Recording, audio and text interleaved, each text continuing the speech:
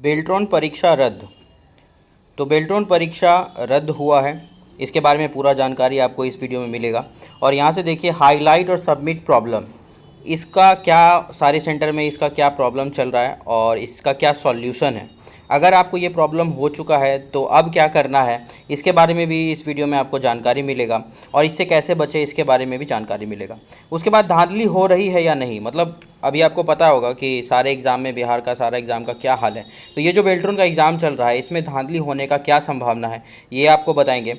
तो चलिए वीडियो को शुरू करते हैं। इससे पहले अगर आप चैनल पे नए आए तो चैनल को सब्सक्राइब कर दीजिएगा, वीडियो को लाइक कीजिएगा। और इन जॉब सिस्टम आप लोगों के साथ इसी तरह से खड़ा रहता है, आपको पता है कि ये कितना संवेदनशील मुद्दा है, तो इसके लिए एक लाइक तो बनता है और स्टूडेंट यूनिटी के लिए एक सब्सक्राइब जरूर कीजिएगा। तो चलिए आगे चलते हैं। इसमें अगर हम देखें तो ये नोटिस है, अगर हम यहाँ से देखें तो देखिए ये नोटिस जो है ये आया है, जो भी बेल्ट्रॉन परीक्षा जो रद्द हुआ है। तो इसमें देखिए क्या लिखा हुआ है, this is to inform you that all the candidate of shift 1 and shift 2 of that Beltron data entry exam on date 7 अक्टूबर 2024। तो 7 अक्टूबर 2024 का जो एग्ज़ाम था at the test centre namely Shubh Jassi digital. तो शुभ जस्सी डिजिटल आप लोग यहाँ भी देख सकते हैं, ये जो नेम प्लेट है और यहाँ पर जो है इसमें लिखा हुआ ये कोड है और has been stand cancelled notice for the date of examination will be shared to the candidate। ठीक है, तो अब जो बताया जा रहा है ये जो एग्ज़ाम कैंसिल हुआ है इसका जो नोटिस है वो बाद में आएगा, तो पता चलेगा कि जिनका एग्ज़ाम कैंसिल हुआ है वो कब फिर से होगा। तो ये एग्ज़ाम तो कैंसिल हो चुका है, नोटिस भी आ चुका है और ये सेंटर है। आपका क्या है, इस एग्ज़ाम में सेंटर पड़ा था तो आप लोग कमेंट सेक्शन में ज़रूर बताइएगा और लाइक ज़रूर करिएगा। तो देखते हैं ये पूरा मतलब खेल क्या है, मतलब ये सेंटर पे एग्जामिनेशन क्यों रद्द किया गया है और स्टूडेंट का क्या कहना है, पूरा कहानी क्या है। अगर आप ये जानना चाहते तो देखिए ये पूरा कहानी है। इसमें अगर हम देखें तो सबसे पहले क्या मतलब मुद्दा शुरू हुआ था कि फर्स्ट सीटिंग जब एग्ज़ाम शुरू हुआ तो उसके बाद 12 से 1 बजे तक फर्स्ट सीटिंग का जो एग्ज़ाम है वो अंदर हो ही नहीं पा रहा था। बहुत सारे लोग अंदर से ही ये बात बता रहे थे, बाहर में जो लोग खड़े थे, जो जिनका सेकंड शिफ्ट में एग्ज़ाम होने वाला था उनको उन्होंने बताया कि हम लोग का एग्ज़ाम हो ही नहीं रहा है, जो भी टाइप कर रहे हैं सारा कुछ गलत हो जा रहा है। यहाँ पर भी वही प्रॉब्लम था, स्लो हाईलाइटिंग का, और यहाँ पे मतलब सर्वर कुछ ज़्यादा ही स्लो था, एकदम टाइपिंग हो ही नहीं पा रहा था। तो फर्स्ट सीटिंग वाले ने टाइपिंग किया ही नहीं और वहाँ पे बहुत सारा हंगामा हुआ, अंदर बाहर पूरा हंगामा हुआ। फिर जो है उन लोगों को बाहर छोड़ा गया। अब देखते हैं रिपोर्टिंग टाइम ख़त्म होने के बाद भी बेल्ट्रॉन के पदाधिकारी नहीं आए, मतलब कि सेकंड सीटिंग का एग्ज़ाम का जो रिपोर्टिंग टाइम था वो ख़त्म होने लगा था। फिर भी जो है ये पूरा जो हंगामा हुआ उसके बाद भी बेल्ट्रॉन के पदाधिकारी नहीं पहुँचे, बहुत देर बाद पहुँचे, मतलब बहुत टाइम बीत जाने के बाद। 1:40 तक सेकेंड सीटिंग के लोगों को अंदर नहीं लिया गया था। जो भी टाइमिंग होता है जो स्टूडेंट बता रहे हैं उसके हिसाब से ये कह रहे हैं कि 1:40 तक जो है स्टूडेंट को अंदर नहीं लिया गया। प्रशासन जो है वहाँ पर जो पुलिस ऑफिसर थे ना सपोर्ट में थे ना विरोध में थे। ये बताया जा रहा है कि वहाँ पर पुलिस व्यवस्था थी जो भी सब सेंटर में होती है उसी तरह से थी और उनका तो काम था कि जो भी मतलब कि अगर शांति जो व्यवस्था है उसको बना के रखना। तो उनका तो मतलब टेक्निकली तो उनको भी कुछ नहीं आता होगा, तो उनका तो ये ठीक था कि वो बस उनका प्रशासन का व्यवस्था वो ठीक कर रहे थे, तो वो तो सपोर्ट या विरोध नहीं कर सकते थे, ठीक है ना। उसके बाद एग्जामिनेशन सेंटर का एड्रेस गलत था। देखिए यहाँ पे एग्जामिनेशन सेंटर का जो एडमिट कार्ड पे एड्रेस था वो शायद गलत था, उसको बाद में सुधारा गया था। तो इससे भी बहुत सारा परेशानी हुआ, मतलब कि ये सेंटर पर ऐसा बोला जाता है कि बहुत ज़्यादा दिक्कत हुआ छात्रों को। और केंद्र वालों ने अपनी गलती एक्सेप्ट नहीं की, मतलब ये जो गलती हो रहा है, जो हाईलाइट का इशू है, जो सबमिट का इशू है, इसमें केंद्र अपना कुछ लेता ही नहीं है, सेंटर अपना कुछ भी रिस्पॉन्सिबिलिटी नहीं लेता है। वो बोल देता है कि ये ऊपर से है, सर्वर है, ये है, बहुत तरह की बातें करता है। और टीसीएस ने आउटसोर्स किया है, क्योंकि देखिए ये एग्ज़ाम तो टीसीएस में होना चाहिए था और ये तो जस्सी जो भी है या फिर जेएमडी ये सब जो ये तो टीसीएस का मुझे नहीं लगता कि ये है, ये तो अलग से प्राइवेट एक है। और बेल्ट्रॉन टीसीएस शायद अपना एग्ज़ाम को भी आउटसोर्स कर रही है, तो ये तो अलग बात है, ये अलग मुद्दा है। पर ऐसा देखा जा रहा है कि वो जो भी सेंटर है जैसे कि जस्सी है ये इन लोगों को टाइपिंग टेस्ट का शायद अनुभव नहीं है। इन लोगों ने जो भी टाइपिंग लिया है, इस टाइपिंग में क्या प्रॉब्लम चल रहा है कि इनको एमसीक्यू का ज़्यादा आदत है और एमसीक्यू में अगर 1-2 सेकंड सर्वर लेट भी होता है तो कोई ज़्यादा प्रॉब्लम होने की संभावना होती नहीं है, क्योंकि 1-2 सेकंड लेट होने पे क्या आपने क्लिक किया वो क्लिक हो जाता है, वो चला जाता है। लेकिन यहाँ पे क्या प्रॉब्लम है कि यहाँ अगर 1 सेकंड 2 सेकंड भी अगर सर्वर लेट है तो बहुत प्रॉब्लम होता है। मतलब आप जो फास्ट टाइप करते हैं जिनका स्पीड 40-50 है और उनका 1 सेकंड समझ रहे 1 सेकंड में वो कितना वर्ड टाइप कर लेते हैं और बहुत कन्फ्यूज़न हो जाता है। तो इस तरह का प्रॉब्लम आने से बहुत सारे जो अच्छे टाइपिंग करते हैं उनको भी दिक्कत हो रहा है। अब आगे चलते हैं, इसमें देखिए यहाँ पर देखिए, ये तो जस्सी वाला तो आपको बताया, लेकिन वहाँ पर तो एग्जामिनेशन कैंसिल हो गया, लेकिन बाकी सब सेंटरों का क्या, वहाँ से भी बहुत सारा रिपोर्ट आ रहा है। अब तो रिपोर्टिंग भी करने लगे हैं न्यूज़ चैनल वाले, मतलब यहाँ पर देखिए, यहाँ पर एक था कि यहाँ पर अगर देखिए मीडिया वालों को भी फ़ोन किया गया था, पर वो आए नहीं। हो सकता है कि इतना कम समय में वो नहीं आ पाते होंगे, तो उनके उसके बारे में बाद में चर्चा करेंगे। तो अभी देखिए कि ये तो एक सेंटर के बारे में था और वहाँ एग्जामिनेशन कैंसिल भी हो गया। अब 8 तारीख को भी बहुत सारे लोग बोल रहे हैं कि वही प्रॉब्लम आ रही थी, वो भी एग्जामिनेशन कैंसिल होना चाहिए था, पर हुआ नहीं। जैसे कि देखिए मेरा भी 8 को था, PNM मॉल में था इनका, और इसको भी, इसका घर में इसका देखिए स्पीड 48 था, और उसके बाद फिर देखिए तो बाहर स्पीड आते वक्त और वहाँ पे इसका भी प्रॉब्लम हो गया। और ये देखिए ये मुजफ्फरपुर का है, मुजफ्फरपुर में एक सेंटर है कच्ची पक्की करके, वहाँ पर भी इनको प्रॉब्लम हुआ है। और यहाँ पर देखिए गंगा डिजिटल, तो गंगा डिजिटल में भी इनको प्रॉब्लम हुआ है। और ये देखिए ये जो बहुत बहुत अच्छा बात लिखे हैं, तो हमको बहुत ये मतलब कि थोड़ा इमोशनल लाइन लगा। एक स्टूडेंट मेहनत के दम पे खुद से जीत जाता है, लेकिन सिस्टम से के आगे हार जाता है। तो यही बात है, जो सिस्टम है, जो एग्ज़ामिनेशन का सिस्टम है, और बेल्ट्रॉन पे तो शुरू से ये इस तरह का आरोप लगता ही रहता है। तो यहाँ से अगर देखें तो बहुत प्रॉब्लम तो चल ही रहा है, और इसमें जो है बहुत ज़्यादा लोग अभी खुल के नहीं बात करते हैं, लेकिन अब कुछ कुछ रिपोर्ट्स आने लगे हैं। और ये जो मैं सारी बातें बता रहा हूँ, एक स्टूडेंट जो वहाँ जिनका सेंटर वहाँ पर था, उन्होंने वीडियो बना के यूट्यूब पर ऑलरेडी डाला हुआ है, तो आप लोग सर्च करेंगे तो वो मिल भी जाएगा। पहले आगे देख लीजिए, तो ये प्रॉब्लम क्या है, और जिनका भी एग्ज़ाम नहीं हुआ है वो कैसे मतलब इससे पार पा सकते हैं, उसके लिए देखिए अगर आप देखेंगे तो हाईलाइट और सबमिट का जो प्रॉब्लम है, इसमें प्रॉब्लम क्या है, देखिए जैसे ये लिखा हुआ है एक लाइन, इसको आपको टाइप करना है, ठीक है।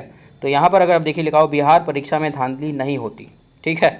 तो अगर ये लिखा हुआ है और इसमें आपने मान लीजिए कि ये टाइप कर दिया है कि बिहार परीक्षा में धांधली नहीं होती, ठीक है। अगर आपने ये टाइप कर दिया है, तो यहाँ से अगर हम देखें तो आपने नहीं तक टाइप कर दिया है, पर जो हाईलाइट है वो स्लो होने के कारण धांधली तक ही है अभी। तो बिहार परीक्षा में धांधली, यहीं पर अभी हाईलाइट है और आपने नहीं भी टाइप कर दिया है, पर आपका ध्यान तो हाईलाइट पे है।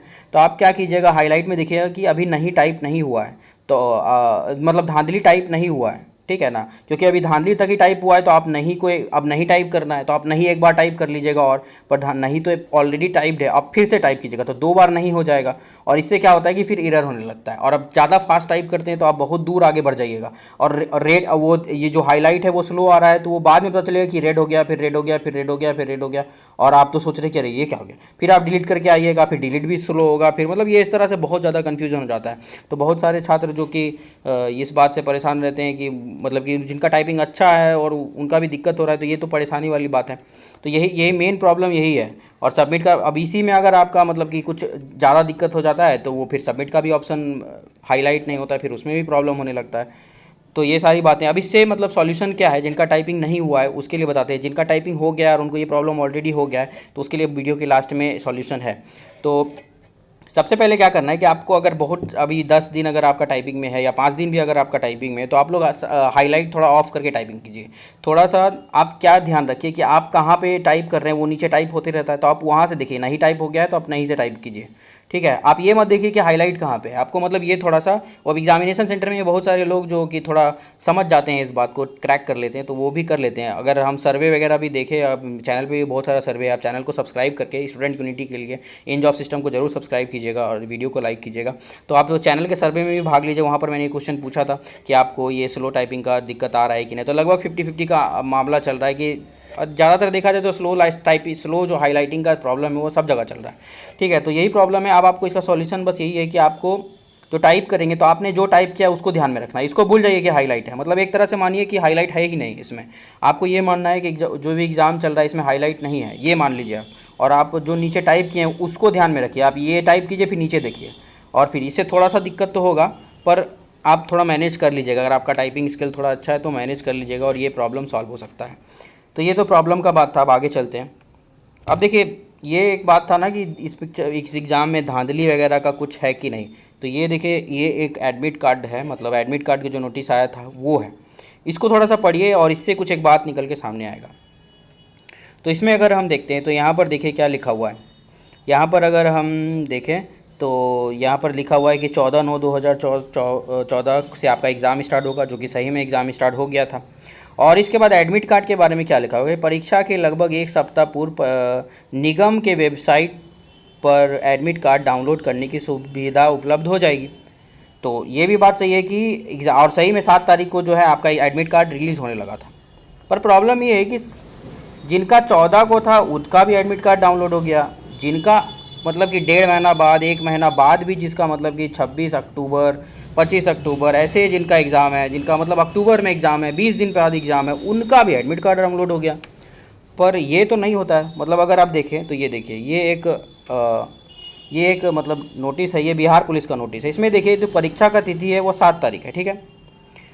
तो परीक्षा का तिथि अगर 7 तारीख है तो आपका जो एडमिट कार्ड डाउनलोड होगा वो 31 तारीख से डाउनलोड होना शुरू होगा और 7 तक ही डाउनलोड होगा।